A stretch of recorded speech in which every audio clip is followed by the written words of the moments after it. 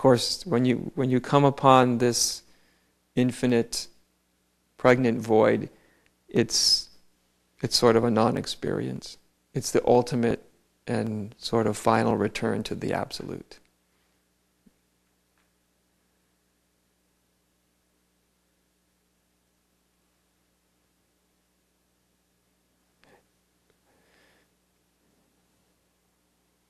And then there's sort of this,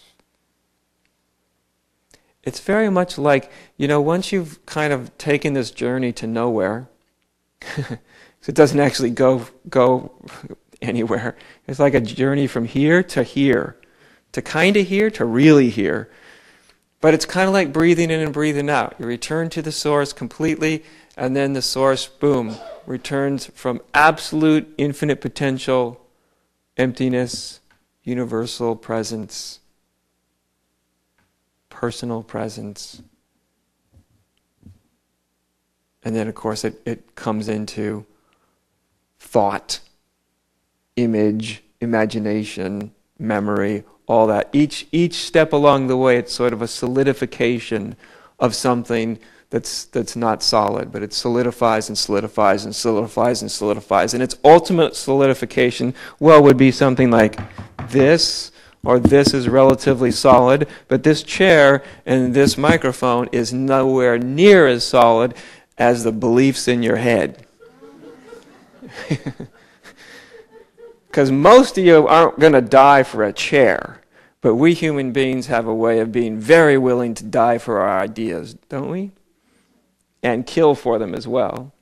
That's what I mean by this may seem solid, or the granite rocks in the Sierra may seem solid, but they're nothing as solidified as the kind of thoughts we get attached to. That's a very solid, dense manifestation, right? And so, you see, the whole idea in this whole spiritual, really coming to a full awakening of what we are, it's not to eliminate anything. We spend way too much trying to eliminate certain things. Nothing's eliminated here. Certain things fall away and eliminate themselves, mostly attachments. But once we've really fully returned, and then once the grasping has dropped away, then it's all these levels of being, you may say, are freed up. Now you have a mind to use, but the mind isn't sticky.